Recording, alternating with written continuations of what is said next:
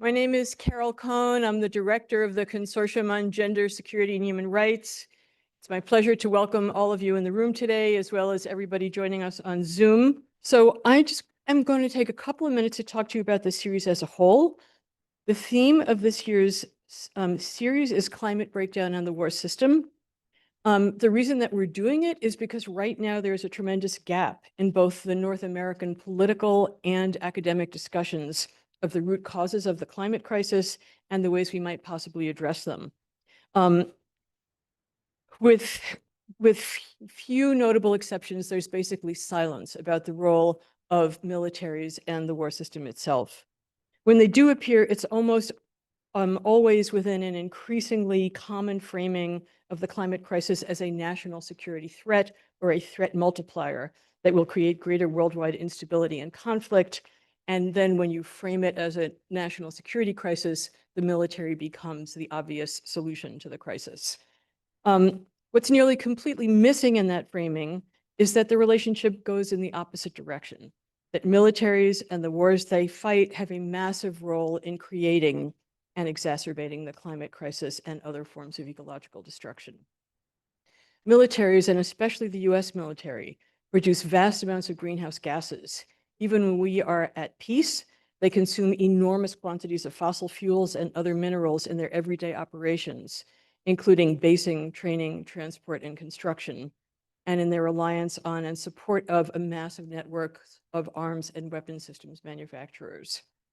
And their role in driving ecological collapse intensifies when you consider wars themselves and the vast carbon emissions generated not only by fighting war, but also by all the building and manufacturing needed as part of post-war reconstruction. So for example, current estimates of the emissions released by the bombardment of Gaza, plus those that will be released in the clearing of all the rubble and in the rebuilding, is that it will be 31 million tons of CO2 equivalent, which is more than the annual emissions from 135 countries combined. In this year's speaker series, we're going to explore multiple facets of the relationship between the war system and ecological destruction, including the direct impacts of military greenhouse gas emissions, the intensified extraction caused by war systems' demand for fossil fuels and minerals, the United States' long history of using indigenous territories and spaces inhabited by other racialized groups as environmental sacrifice zones, and the militarized violence used against land defenders and climate refugees. So today, we are really excited to have with us Todd Miller, who has long been doing groundbreaking work in this area and looking at the relationship between climate disruption, migration, and borders, including border militarization, the border security industrial complex, the relationship between borders and the preservation of wealth and power, and the role of borders in preserving and deepening inequalities. Todd Miller is a prize-winning journalist and writer who's researched and written about these issues for more than 15 years. He's a co-founder of The Border Chronicle, which provides original reporting and analysis from the US-Mexico border on issues such as climate change, economic inequality, government surveillance, and the rapid rise of the border security industrial complex. You can get, I think, a 7-day free subscription and see what's on there. It's really great work. He's a contributing editor on border and migration issues for the Knockler Report on the Americas and its column, Border Wars. His journalism has also appeared in venues such as the New York Times, The Nation, the San Francisco Chronicle, Tom Dispatch, In These Times, and Al Jazeera English. He's authored 4 books, the most recent being Build Bridges, Not Walls, A Journey to a World Without Borders. Also, Empire of Borders, the expansion of the US border around the world, Storming the Wall, Climate Change, Migration, and Homeland Security, and Border Patrol Nation, Dispatches from the Front Lines of Homeland Security. His books are rigorously researched. They present tremendously acute and important analyses. They're compellingly written and are really important for anyone who wants to understand more and think more deeply about climate disruption, migration, militarized responses, and what our planet is going to be looking like in the coming decades. So we're thrilled to have him here. Please join me in giving him a warm welcome.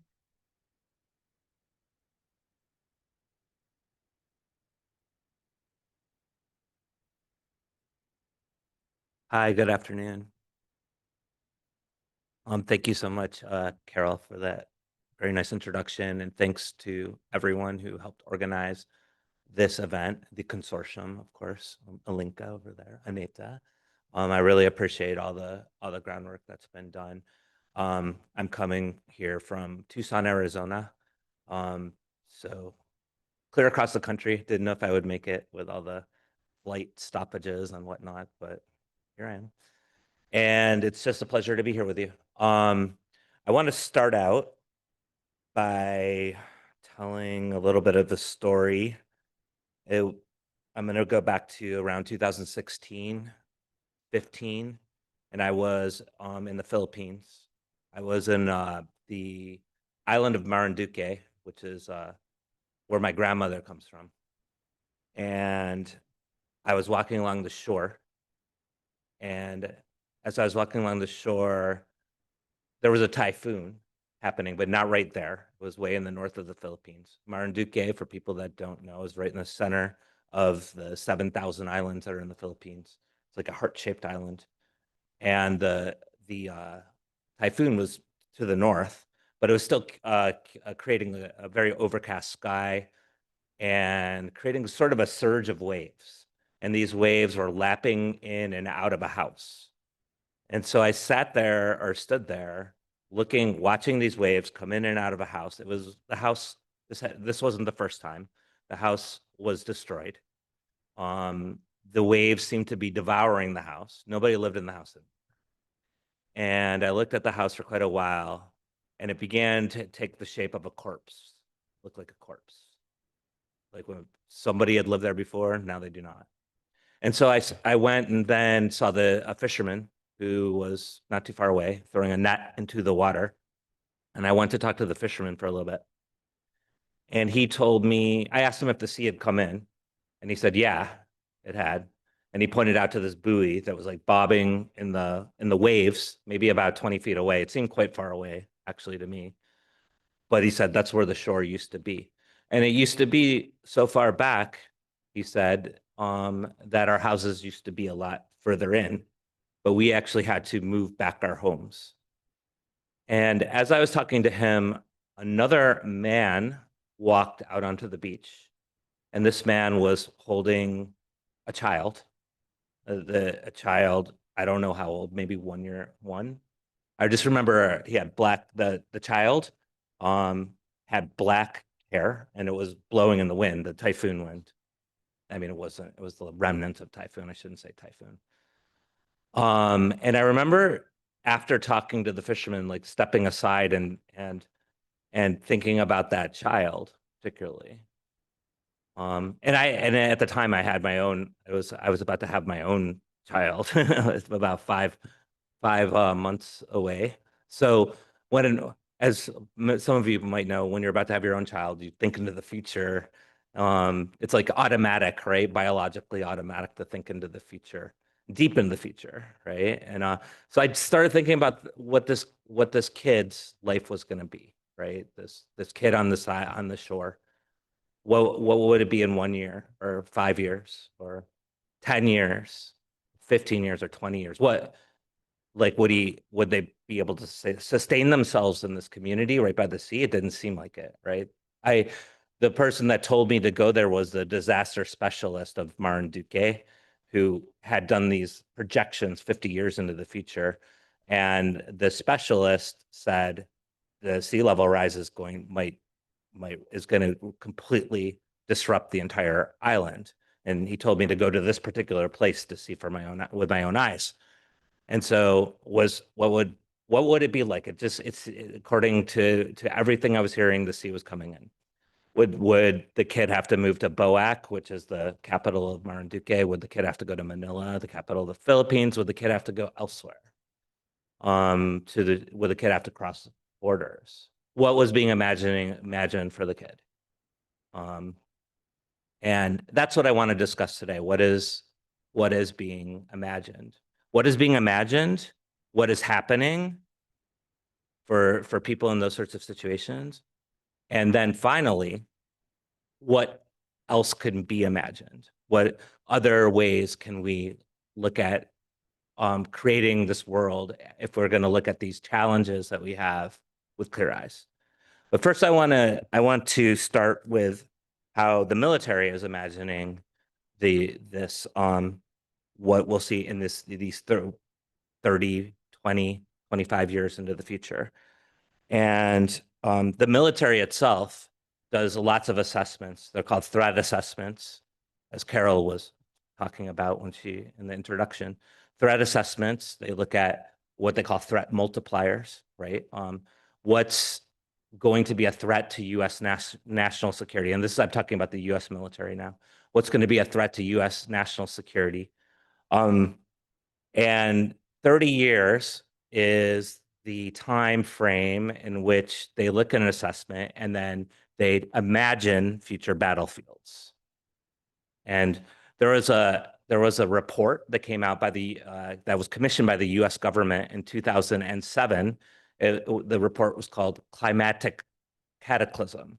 And in this report, they looked specifically at climate change, and they brought in climate scientists and national security specialists to envision what this future world might look like, and then envision how the United States might respond to it.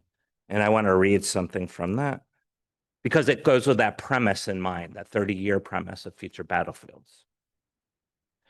And one of the people, so what they did was take different scenarios, like a 1.5 degree increase, centigrade increase of temperature by 2040, a 2.6 degree centigrade increase by 2040, a 5 degree increase of global temperature by the year 2100. And all of them revolved around the assessments were all very similar to the one I'm about to read. And this one was by Leon Firth.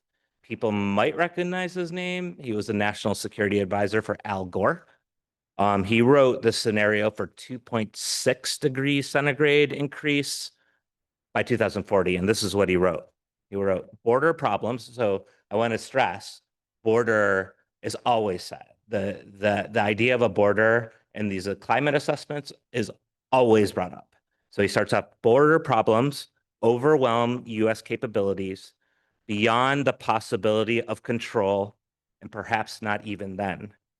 Governments with resources will be forced to engage in long, nightmarish episodes of triage, deciding who and what can be salvaged from engulfment by a disordered environment.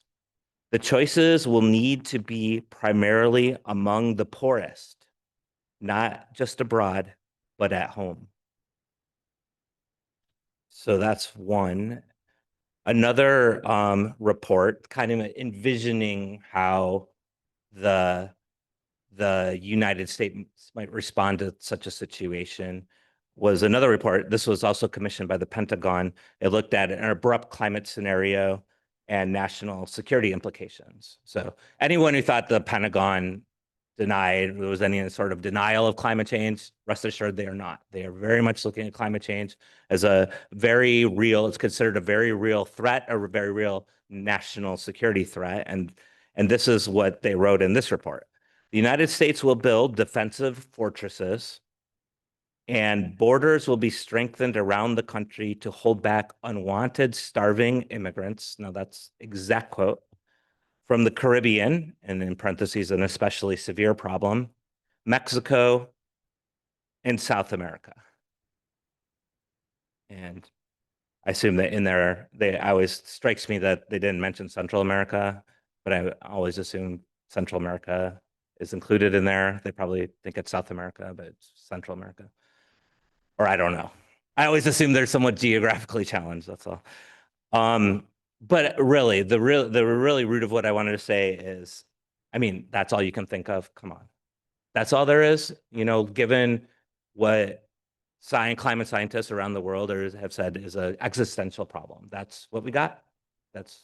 And that's kind of what I want to look at. And I want to question that, and I want to challenge that, and I want to, see if we can maybe think of how we might be able to do things different. But as for now, we have to think of the borders and the border and immigration apparatus as a fundamental part of the climate policy. All right. So the next thing I wanted to go into is like the two trends. We have increased displacement due to climate, and we have increased border fortification in the United States and around the world. It's a global phenomenon. And I want to start with another story. So around, again, 2016, I was in southern Mexico, in a place called Tenosique, for anyone who might be familiar with southern Mexico. It's in the state of Tabasco. It's about 25 miles from the Guatemalan border. It has a shelter where lots of people across the border end up staying. And it has a train yard where the beast, or La Bestia, people might be familiar with the train that people hop on to go north, often across the country of Mexico up to the border with the United States. So I went into this train yard one morning, and right when I was going into the train yard, there was a patrol car. And so I was actually there looking at, I was researching US border externalization, which means there's a part of the US border that pushes out. It's not just on the actual international boundary line, it pushes out into the world. And I was looking at that in southern Mexico. So I was when I saw the patrol car, because they were obviously patrolling the train yard, so I thought they were patrolling for migrants for sure. I was keeping my eye on the patrol car, and they were kind of rumbling along, and there was three masked soldiers in the back, masked almost like what we're seeing with the ICE right now in different cities. Like you couldn't see their faces. But in their case, one of them was carrying a very automatic weapon that looked very big. And they were just rumbling along. And then I noticed to my left, there was these three men who were crouched below a train car. And I walked over. I ended up, after the patrol car passed, I went over and started talking to the three men who were crouched there. And they were from Honduras. And it turns out they had been in this train yard, kind of not living there, but camping out there for 7 days. The night before, they had tried to get on a train. They were headed to the United States. That was their plan. They were very far away from the United States, like over 1,000 miles away. But that was their plan. And the night before, they had tried to hop on a train, but one of the strategies at the time was to speed up the trains in the train yard.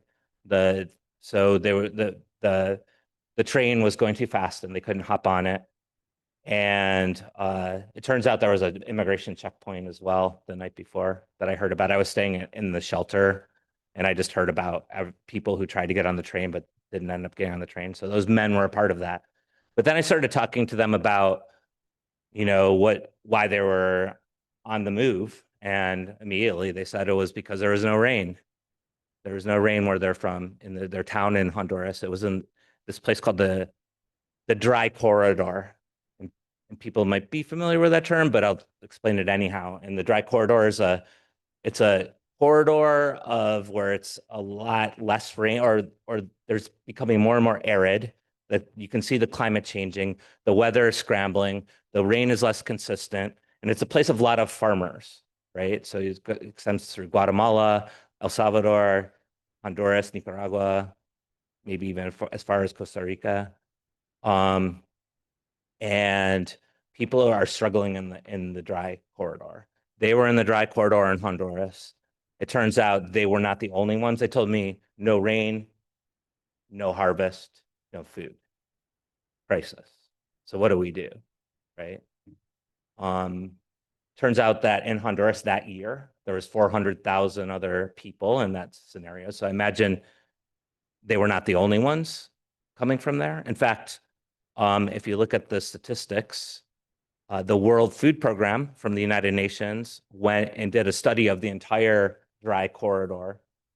And they found that this is a study in 2018, that 2.4 million people were suffering hunger. And then, of course, if you think about Central America, now not only is there the dry corridor, it's an isthmus, right? And that isthmus means that there's oceans on either side. And that means that massive storms come off those oceans. And that's exactly what happens all the time. And then in 2020, 2 back-to-back super hurricanes, or like category 4 hurricanes, hit the coast. And they not only hit the coast with category 4, which only is wind, right? They hit with tons of rain, and that rain turned into mudslides, and then it turned into flooding. I remember looking at a picture from a Guatemalan town where the water level was so high you couldn't see any building. There was only like the top of a church. That's all that stood out. Where I looked up the area where these three guys from Honduras were from, and the mayor, not of their town, but of a nearby town, called it a calamity that they were going through there. And that sort of drought, and combined with the hurricane, like either no rain or a lot of rain, then another assessment was made. Remember, I said in 2018, there's 2.4 million people, according to the World Food Program, that are suffering hunger. And then after the 2020 hurricanes in 2021, World Food Program went back again, did the same study. Guess how many people were suffering? It had almost tripled, or not quite, but 8 million people. So it went from 2.4 million to 8 million in 3 years.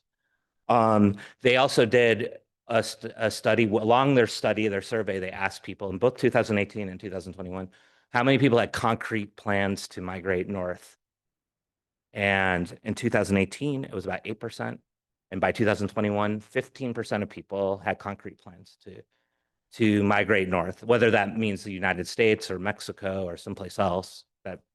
But these concrete plans to migrate were increasing. And that follows along the line of all the projections. If you go international projections, are high. There's already, according to the Internal Displacement Monitoring Center, and that's one of the best places to kind of look at how many people are displaced by climate on a yearly basis. They have it as an average of about 23.5 million people per year globally. These are very difficult numbers to come by. It's very difficult to figure out what's directly climate, what's influenced by climate. The slow onset climate stuff like drought the Internal Displacement Monitoring Center says it's very difficult to calculate that because it's much slower. But that's the number they have. So it's a big number. It's a pretty big number. And then the projections vary widely, but future projections, and a lot of projections go to 2050. And 2050, they range from 200 million, and I think that's the World Bank, to there's one projection of 1.2 billion people on the move in 2050. So whatever number that is, it's a lot of people moving from place to place. So what is the plan for the United States in this? Well, we know because the Department of Homeland Security put out a climate action plan. And do you think it involved looking at these sorts of situations, like pushing for a climate refugee status or something along those lines? The answer is no. It's not really in the debate, at least with the Department of Homeland Security. But they did come out with a climate action plan, and you can see basically they've come out with a couple climate action plans, but I want to go with the first one because in 2010, the climate change was officially designated as a national security threat to the United States, and different departments had to come up with these climate action plans. Department of Homeland Security, I believe it was 2013, they put out theirs. And one quote really kind of says it all. We need to prepare our borders for more frequent, short-term, disaster-driven migration, such as mass migration. So preparing the borders for mass migration. So what does that mean? What does that mean? I would argue that it means what's been going on the border for a long time. And that's what I want to talk about here for a second. It's worth pausing to think about what our border is and how our border has been developed. The border is one of those places that gets a lot of there's a lot of opinions about the border. But what is it? How has it developed over the years? And I want to first say, in the last 3 decades, if you look at the broader, take it out and look at the broader scope of things, it's the most dramatic and unprecedented fortification of the U.S. border that we have ever seen in U.S. history. And this is over the last 3 decades. Why do I use the last 3 decades? I would like to go back to 1994, because 1994 is when the United States implemented the border strategy. It's called prevention through deterrence. That border strategy is the border strategy that started in 1994 and continues to this very day. So that's why I want to start there. Prevention through deterrence. The whole strategy is to build up or fortify urban areas on the US-Mexico border, particularly, such places like San Diego, like El Paso, like Nogales, like Brownsville. Make those places very difficult to cross. They're traditional crossing places. If you cross into a city, you have infrastructure to cross into. By building up with a 3-pronged system, which includes building up walls, bringing in more agents to enforce the border. So you can see hiring of Border Patrol agents is a significant part of this, and technology. And then if people want to cross the border, they have to circumvent that area and go into places like the Arizona desert, where I live, for example, where thousands of people have died crossing the desert. And that's a deterrence. It's the difficulty of crossing. The mortality, if you go, there's a 1994 Border Patrol memo, memorandum that actually says crossing the border, talks about the potential mortality of crossing the border, how that would be a deterrence. And so that's the strategy since 1994 with operations like Operation Gatekeeper. Maybe some people are familiar with that operation. Operation Hold the Line, Operation Blockade, Operation Safeguard. The whole border started building up the enforcement in the cities. And that was with a $1.5 billion budget. Now, does anybody know what the budget is today?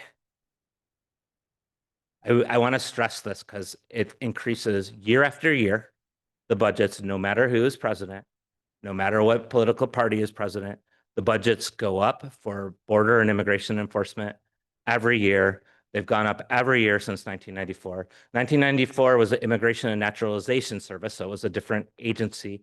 In 2003, was the implementation of the Department of Homeland Security with Customs and Border Protection and Immigration and Customs Enforcement, so ICE and CBP. So if you take the combined budgets of ICE and CBP right now, what would they be? They're $30 billion. So it went from 1.5 billion to 30 billion over the last 30 years, increasing year after year, including during the Joe Biden administration. The reason I want to bring that up is because there's all kinds of talk about open borders and that sort of thing. Well, CBP ICE went from $24.6 billion when the Joe Biden administration took office in 2021 to over $30 billion for the first time last year in 2024. And what is that? What are those budgets? The reason I want to bring up the budgets, because often the rhetoric is one thing and the budgets tell, yeah, there's another story that's going on and you should read the budgets all the time. And the budgets, what do they mean? Well, right now on the US, just looking at the US-Mexico border, 700 miles of walls and barriers, 21,000 Border Patrol agents. CBP, Customs and Border Protection, is 65,000, the largest federal law enforcement agency. It has an Air Marine division, which is a domestic Air Force and Navy. There's ICE. ICE has over 200 detention centers. It has a whole airline for deportations that it uses. All that budgets go into all of that. So it's just a little bit of the infrastructure and technology. Technology is a huge part of what they call the digitized border, which is definitely the trends of the last 10 or so years. Part of what I do, this is a side, but I'll just mention it. I do research this technology a lot, and I research the companies getting contracts from Customs and Border Protection and ICE. And, there's lots of contracts. I go to these conventions every year. You go into a convention it's a room like actually way bigger than this room, where all kinds of vendors will show their wares and show like all kinds of things that you might think would be in a science fiction novel or some sort of dystopia, really, like drone systems and surveillance towers and license plate readers and robotic dogs like walking along the carpets and that sort of thing. You can see like how the border is being imagined in the future. And there's a lot of those things that are already on the border. There's been like the robotic dogs, for example. Customs and Border Protection does have robotic dogs, and that sort of thing. And the border itself, the border is not, again, not just the international boundary line. The U.S. border is considered to be from any international border 100 miles inland. So imagine the country, the contour of the country. Imagine an orange band going into the contour of the country 100 miles. And that means the coasts are included. The northern border is included. It's 5,000 miles. And then the East Coast is included. Boston is very much in the 100-mile zone. And in that zone is where border operations can happen. And those border operations usually happen more in the Southwest where I live. But the jurisdiction is there. The blueprint is there for them to be anywhere in the country or in this 100-mile zone. The ACLU has called it a constitution-free zone. I did use that in an article, and I was immediately told by the ACLU not to use it, not to attribute it to them, because they depend on the Constitution for their cases, so it's totally understandable. But it's Constitution mangled zone. There was an official from Customs and Border Protection who told me that they were quote unquote exempt from the Fourth Amendment. The Fourth Amendment is what your protections from not being searched nor seized. So exempt from the Fourth Amendment. That's a debatable, I think. I think that statement probably should be taken to court at one point. But that's what they're operating under. So the Constitution mangled zone, I guess we could say. And so there's the 100-mile zone, and you can make the case that the border is going even further than that. We're seeing it a lot now in this past year, especially into cities, especially through immigration and customs enforcement and their internal operations. And the border goes out of the country, like I was mentioning with Tenosique and southern Mexico.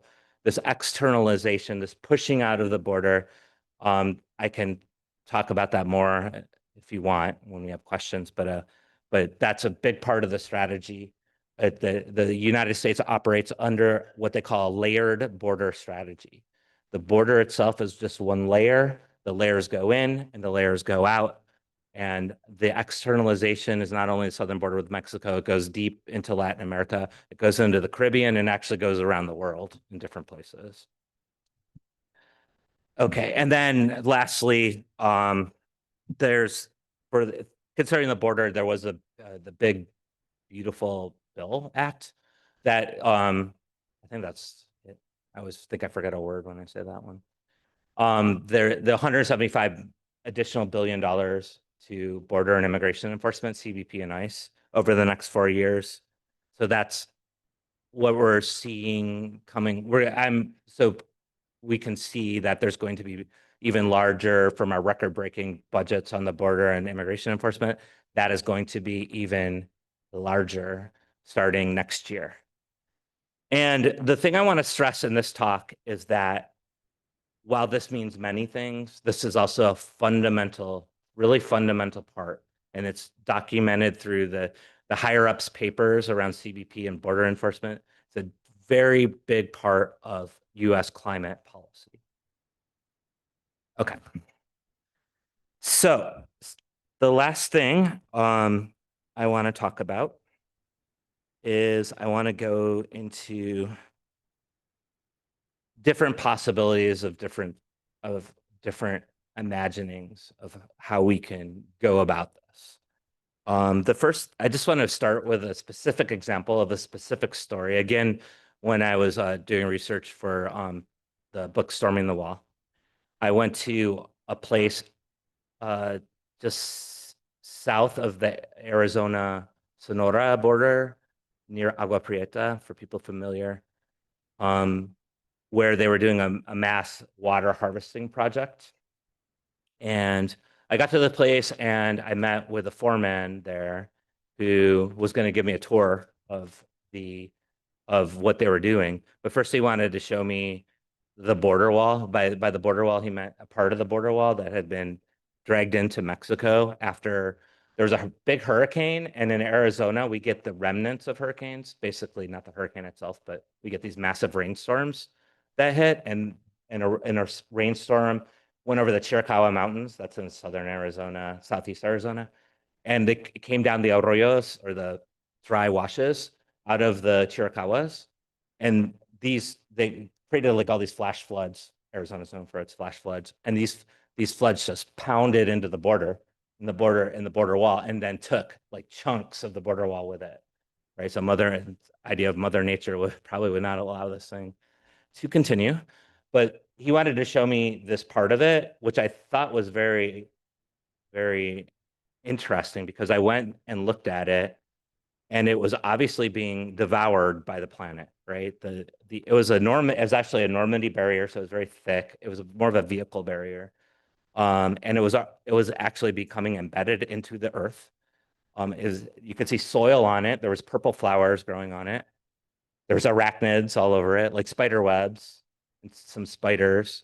It was like, I knew like in 2 years you would not even be able to see this thing. It would be gone, right?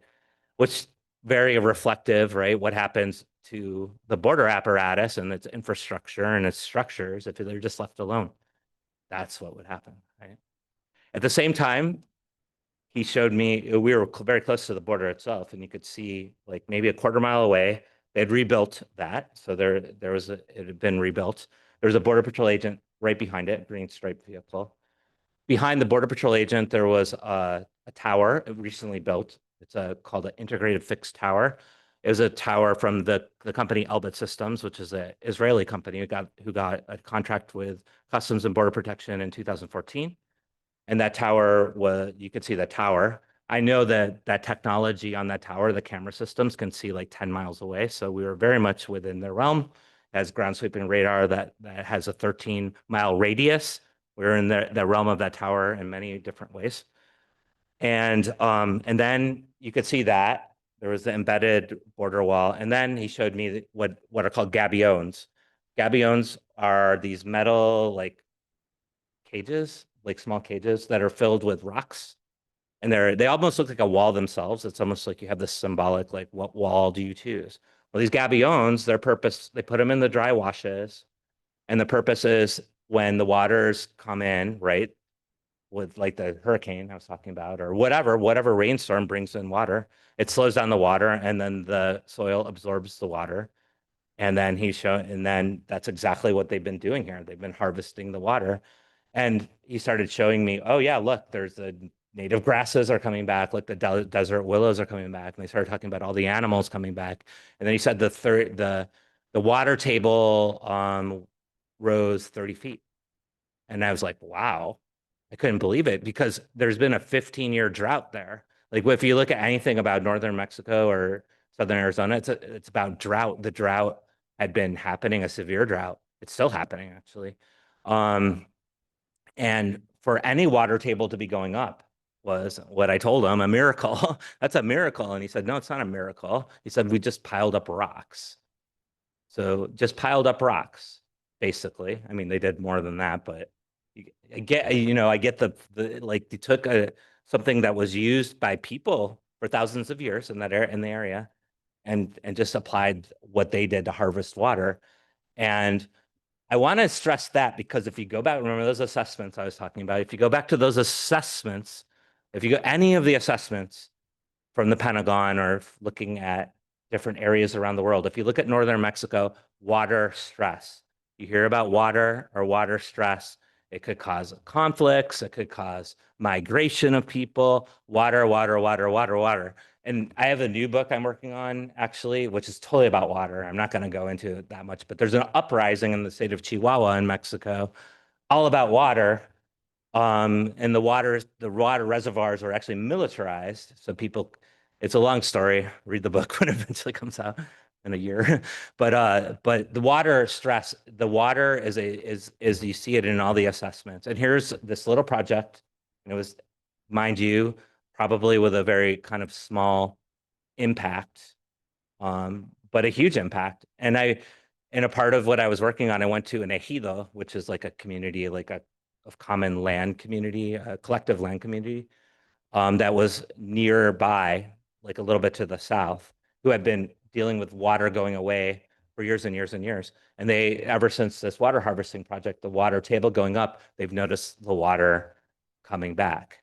So water that it was minimal, like water was there for 3 months instead of 1 month, 2 months.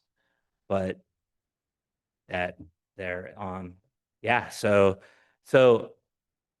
I started talking to the director of, it was an organization called Cuenca Los Ojos that was the organization that is a binational organization that was doing the water harvesting project. And I found it so interesting, they were doing right on the border, and you could see the actual border. And I talked to there's a park on the other side, actually a wildlife preserve. And I talked to the park ranger there, and he's like, "Oh my God, I'm so for this thing, because when the water table rises, it rises on both sides of the border." So they started, "Oh, we're going to do the same thing." And it seemed obvious to me with just going there a few times that this was a good idea, right? And not only that, it was even dealing with the issue that they're talking about in the Pentagon assessments of water stress. So I asked the director, I said, so if you had $20 billion, and that at the time so this shows you how much the budgets are always rising for immigration and border enforcement. It's 30 billion now. At the time, it was 20 billion. That wasn't that long ago. It's 20 billion. So what could you do with those $20 billion? And then she just unleashed the longest paragraph. I was trying to jot it down. Like, she started talking about how extensive their work could be, how far they could go into Mexico, and she ended what she was saying by saying it could be the difference between life and death. I mean, she went that far. And I wanted to bring that up because that's one example. And when you look at the like how much of the United States is putting into border and immigration enforcement, and if you compare that to what is known as climate finance, and climate finance is the money that is allotted by different countries, including the United States, to deal with situations like the situations we talked about, the drought in Central America, maybe, or the sea level rise in the Philippines, or it's money that's allotted for loss and damage that happens in different places, for adaptation or mitigation, right? And if you look at the United States and the ratio of how much money is going into climate finance versus how much money is going into border and immigration enforcement, the ratio, and this is between 2013 and 2018, and undoubtedly has increased since then. It's 11-1, 11 times more to border and immigration enforcement than to climate finance. What I wanted to bring that up for is, what if it wasn't that? What if like somebody like Cuenca Los Ojos or anyone else had a little bit more money to work with? I mean, if you think about it, like the very stuff that's being identified as possibilities why people would leave their homes or even be forcibly displaced from the homes to begin with, why could something else be imagined to counteract that, like these gabions, for example, or a number of different things for that we could sit here and collectively like brainstorm so many different possibilities. There's one I find really interesting, is that, with climate displacement, oftentimes people will leave, people will stay pretty close to where they live. So they might not go that far. And I mean, why, like if you are leaving your home, like say that young child in the Philippines in Marinduque, and you have to go because you can no longer live there, because the sea level rises so high or the salt water gets into your irrigation system or whatever reason, why can't there be a fund that helps people move instead of border walls going up, for example? I mean, what my point is, I'm not trying to come up with a solution here. My point is that there's only one solution that's given to us, and that's the border wall one. And it seems like there are so many vast other ways to come up and think about what can be done. And with the United States going 11-1 in prioritizing border enforcement to climate finance, means what if we just reduce it to 10-1 or 9-1 or 8-1? What if it was just minimal? What if why can't we put it into very practical, pragmatic ways? And so, yeah, that's how I wanted to end with that. With just like throwing that question out here to like, isn't there another way we can think of? Because right now, if people are on the move, the most likely they're gonna think they're gonna face is a wall and a border of some sort. But does it have to be that way? And I'll leave it there.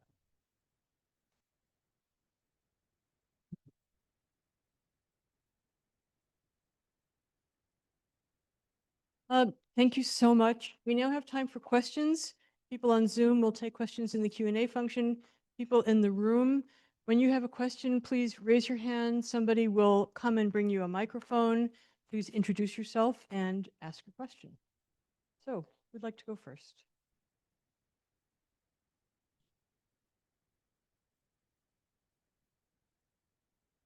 Good afternoon, and thank you. Thanks. My name is Rachel Frizecki. I do human rights work for women dealing with violence. I've lived in Tucson. I've lived in the desert. I've seen the drought, and I have been at international meetings for climate work, and this is the best explanation I've ever heard. So I want to thank you very much. The human rights issues here are huge. What you're suggesting is that we could actually come up with solutions. What would you recommend? How would you change it if somebody were to say to you, what policies would we put in place, even on an international discussion? President Scheinbaum is now talking in many ways. In Mexico, right? Yeah, thank you. Yeah, that's a good question. I mean, for me, because I look at that intersection of border and climate so much, so I'm unfortunately kind of there, and that's where my thinking automatically goes to. But the first thing I always think of is the reduction of all the money and like I talked about in the United States and how the increases in $30 billion budgets, but this is a worldwide phenomenon. It's a global phenomenon of just this massive increase of bordering. And there's like 70, for example, they went from 15 border walls in 1989 to 77 in 77 border walls around the world now. It's a pretty massive increases. And the first policy, I mean, I immediately just think of why so much on this? Why can't we like I think of the reduction of the freeing up of like even like funneling that money into different places. And I think of the climate finance, for example. Like there's pledges that countries have made to give to this climate finance, and they're always underdoing it. And I wonder what what it would mean if there was so much more given to that. It's not only in terms of money, because money can be problematic, right? But in terms of space of seeing like what else we can do in besides what it seems like we're doing. And I also think like as far as policy is concerned, I really think that from the local places need to have a lot of say, because each local place is going to have its own context, and local places know like local communities know what they need the most and know are aware of. So being able to listen, I guess, is another big part of it. I would think of, instead of saying, "Oh, this is the policy. We got to put it on top of this." Well, maybe this community needs something else, and then really, going from that angle, or I guess a more democratic angle or something like that. I know those aren't the that's my kind of I don't really think in policy that often, but those are my overall kind of thoughts based on your question. I have a question that's come in from our Zoom audience. And then actually, there are two that are related, so I will link them together. But one is that the international legal definition of refugees does not currently include those displaced by extreme climate conditions or environmental factors. And some have advocated for the definition to be adjusted, considering that climate change is now such a major cause of displacement. But given that countries are failing to fulfill their obligations, even to traditional refugees, would such an adjustment be helpful for climate migrants? And if not, are there any alternative possibilities you could envision? And relatedly, someone is also asking, for new immigrants who are not classified as refugees but have been displaced due to climate conditions, what kind of community models or housing policies could support them sustainably? Yeah, good. I mean, good, very good questions. And I mean, it's interesting that the definition of refugee and how climate or any sort of environmental or anything besides persecution, I believe, is not really considered. And that definition has been around for a long time.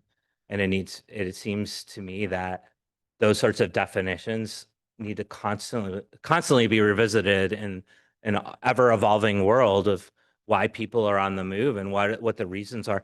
And then the reasons why people are on the move too, I should have mentioned this more in the talk, they're so multiple, right? There's often multiple reasons. Like persecution can go along with climate and economic, all the like converges, catastrophic convergence. That's what I was, whereas there's a framing of the Christian Parenti, who's a sociologist, who authored a book on climate change and militarism. He calls it catastrophic convergence, all these different issues. Instead of seeing one issue or another, like climate on its own or economics on its own or persecution on its own, like kind of like envisioning them all and understanding why people get displaced, for example. So yeah, I just think the refugee definition, I can't believe it's almost amazing that it stays the same. I remember when I was researching Storming the Wall and I talked to some people that were connected with the United Nations. I said, "Oh, this must be being debated at the UN level," and it is. But I thought, how long until these definitions get changed? It must be a year, next year. And they're like, no, not even close. And now, so it gets stuck in that debate of climate refugee versus, or it gets stuck. We get stuck in the debate of refugee versus migrant, and I don't know. Like, I think, and then the second part of that question is super interesting of whether it even matters, right? Whether it even matters if that definition, because yeah, we've seen that refugees, no matter refugees that clearly qualify the persecution, the requirement not being given asylum, and that happens all the time, every day. And if that definition were to be expanded into this more broader category, unless there's a certain politics and policies that seemed to need to shift. And then but I imagine if there were a push to expand it, maybe there's a goodwill behind that push to then think of things in a more broader sense. I do not know, because we're not even remotely close to there, but maybe. And then the other one, yeah, I think communities, it's interesting. Communities are doing a lot of things, are already, coming together to be welcoming communities to people. I see it all over the place. I see it in Tucson every day. Churches put out these refugees welcome banners. You're seeing like communities coming together where there's been a bunch of videos. I don't know if people have caught these videos of recent where like a person, I think I've seen a couple from Chicago where masked agents will try to pull somebody into a car, and then a whole community will kind of rise up and try to stop it and really bring out their phones and record it and document it. Um, I think there's the notion, I tend to believe that people are naturally hospitable. Like I find that in my own travels. I travel around the world constantly, and there's times where I'm like in a place and I've been given a room in somebody's complete stranger's house.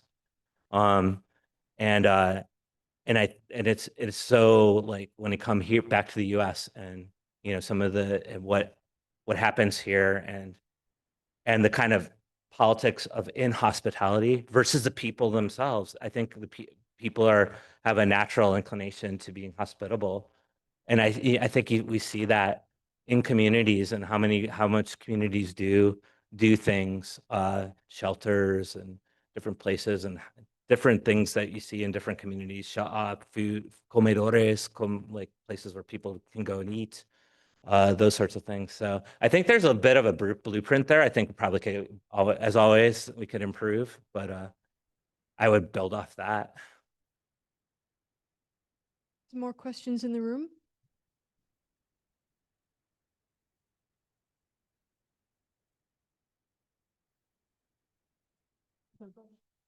Yeah. Hi, my name is Boston. You talked a lot about like DHS and federal like security on the US side.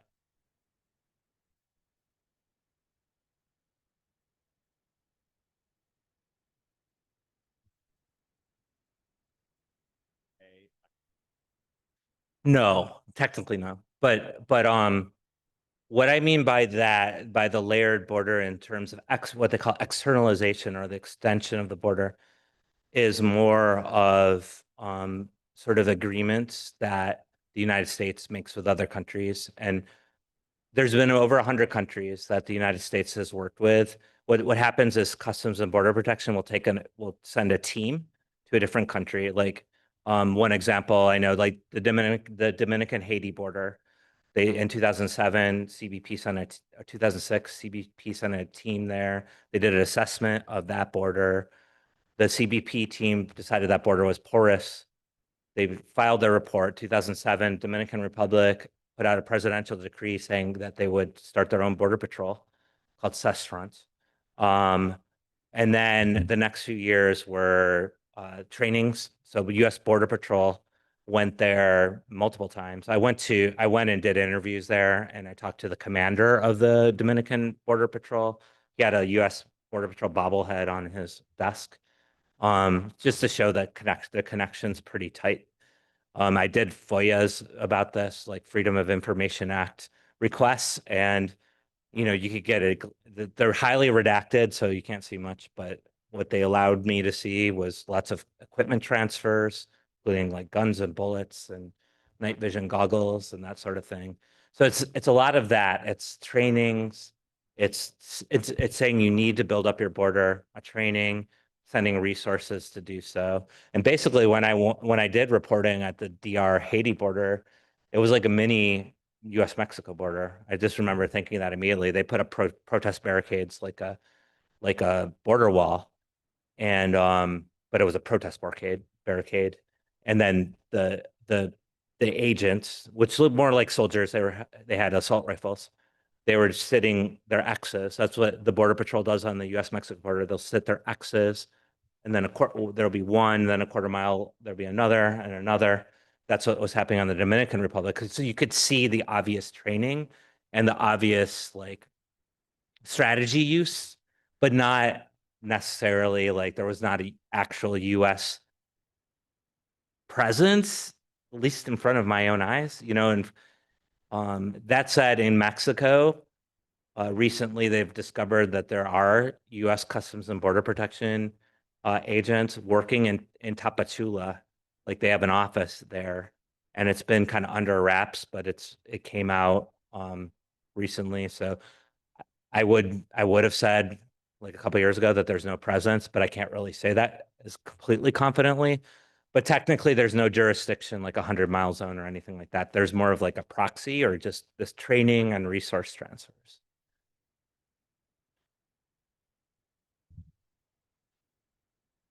Hi, I'm Jalea. I'm Hi. an undergrad student here at UMass Boston studying community development. Um, my question, sort of thinking how to word it, but like, do you see as like a solution to broader change, like climate change is more of a broader issue being, do you see solutions happening politically, like through policy in, on Capitol Hill in different state houses? Or do you see more change happening through on the ground mobilization and direct action efforts and, global coalition building? Because I think everything that you're saying about border, especially with the United States and how much funding goes toward border patrol, it's crazy to me because the United States causes so much of the climate change that we see, and a lot of our money and tax dollars go toward the catastrophes that we're seeing abroad. Yet we have so much protection on our border, and it makes it so much harder for people fleeing terrible situations that we help cause to have a better quality of life. It's very highly hypocritical and contradictory to me. And I don't see any change happening through our current political system and how it operates, and more specifically, who's currently in office. So just sort of what's your opinion on that? Like, do you see more happening on the ground through, organizers and folks who aren't politically motivated, or more happening on the political side? My confidence, I guess I could say, my confidence is on the ground, on the on the ground stuff. Um, with climate specifically, it's so hard because it can be treated in such an abstract fashion and or be cast off into the future, like, and not as urgent as maybe as it should be. But it also, I mean, in some of, especially when I was researching storming the wall, I went to Paris for the climate summit in Paris, and just to see the on the ground global mobilizations there. And if you remember, in that same time, there was the attacks in Paris, so there was like pretty much there was a curfew at night, and they canceled all the protests, the climate protests that were going to happen there, but people just still came out in the thousands and just defied it. There's this like defiance and recognition of this urgency, and you see it on the ground. You see that on the ground. You see it on the ground way more on on the upper echelons or the Capitol Hill level. People will talk about it, but it's not. And certain people will talk about it, and you have different possibilities like the New Green Deal, the Green New Deal. Is it the New Green Deal or the Green New Deal? Green New Deal. Yeah, I always get that one mixed up. But you hear like policies that could be potentially addressing situations, but it seems to me for those policies to happen, there has to be like this on the ground swelling, and pressure, for it even to remotely make it past, a couple desks where they lay right now. And so I guess like, yeah, like you, I don't, I find it, I think the two might be able to work hand in hand. Like that pressure can cause lots of things to happen. And it seems like that pressure from below, and maybe climate can be put with different things like climate and military, climate war, climate borders, those sorts of things to even bring it up another level. I don't know. I don't know the answer. It seems like it's an urgent problem and every scientist says it. And yet the way that it's moved upon seems quite sluggish. There's right now the COP is happening, right? How many people know that the United Nations, the yearly summit is happening right now? Yeah. It's that, but the point is, it's like not the attention that it should be getting. And this is not anyone's fault for not knowing. It's just that the attention that it should be getting tons of attention because it's it's a global conference about what to do about climate change. But I'm seeing barely anything about it. It's like trickling in the news media, maybe maybe I'm looking in the wrong places. But but why is that so? Those sorts of things. Another question has come in from our Zoom audience. You briefly talked about border technology and how the border has increasingly become militarized. Could you speak more about the role of AI in this climate border matrix, especially considering how AI data centers exacerbate climate issues and also provide technologies and materials for border surveillance? Yeah, AI is everything. All the border technology has AI, and AI has swept over border technology, surveillance technology in general, like a wave, right? I've been going to these border security conventions with all the technology displayed, all the companies displaying their wares. Been doing it for over 10 years, on a yearly basis. In the last 2 or 3 years, you could see AI creeping into the discourse. 3 years ago, then 2 years ago, it's a new thing. People are talking about it like it's a new revolutionary thing. It's going to change everything. It's going to transform everything. It's the internet in 1995. It's the smartphone. Like it's being talked about. It was being talked about in those sorts of ways. And then last year when I went, it's like it's kind of banal at this point. Like everything has AI. The AI technology is ingrained in everything.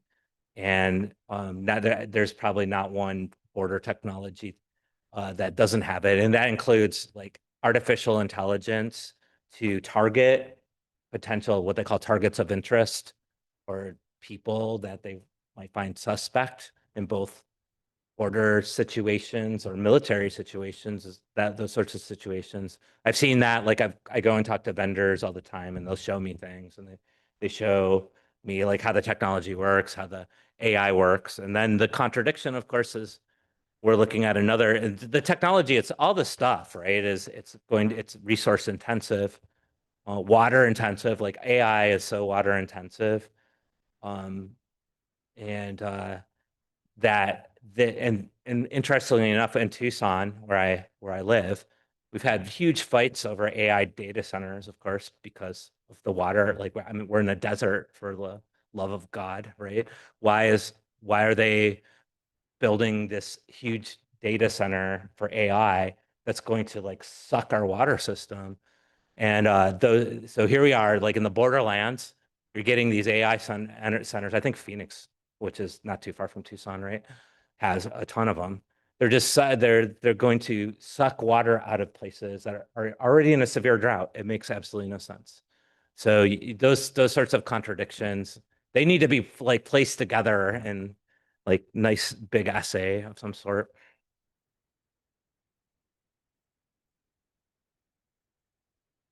I've been talking a lot about water, and something that I've been thinking about is the privatization of water, especially in Central and South America. I'm thinking mostly here about Uruguay and like the big fight that's been about water privatization. Yeah, first of all, like privatization should never ever be associated with climate finance, right? Or the definition of climate finance just needs to be more defined, better defined, because if that's included, water privatization is what is it? Antithesis of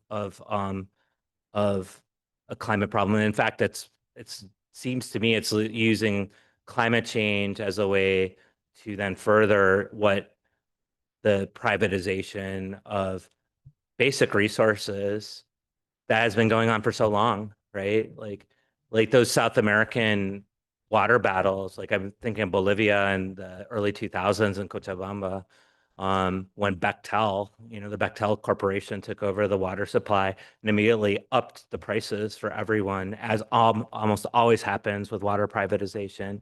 And then the idea of water as a public good, like a commons, like something for everyone, something for everyone to draw off of. It's like to have water as this thing that's owned by some particular entity that has a profit in mind is absolutely zero solution to the predicament.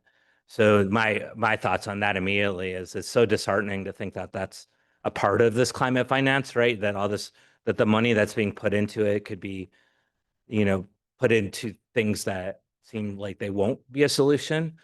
And my other thought is that what we should be heading towards is more of a basic commons, in my opinion. And that's what I think of when I think of borders too, like the basic, like from the idea of a commons, like a common land approach, a common water approach. What are the basic things of life to people? And why do they constantly, like, you use water, but it's so many different things. I'm wondering like when we're going to be charged for breathing, right? Like if somebody would say, oh, you're going to get charged for water 200 years ago, might seem as ludicrous as if we have to go out and pay some company to breathe the air that we're breathing, right? So yeah, that's what my initial thoughts. I thank you for bringing that up, though. It's good to know that, that those sorts of narratives are happening. I very much regret that we're running out of time, but I think ending by thinking about the commons approach was a really good place to come to. For those of you in the room and on Zoom where we didn't get to take your questions, I'm sorry. If you're in the room, I'm sure that Todd would be willing to hang out for a little bit and talk more. Those of you in the room, please, we really would appreciate if you just take a minute to fill out those feedback forms. Also, we want to invite all of you to join us again next semester. This is the last talk of this semester, but the same theme will be going on next semester. And if you have friends who you think might be interested in this talk or any of the talks in the series, they're all on our website. So please have a look. Lastly, please join me in thanking Todd Miller again for this wonderful talk.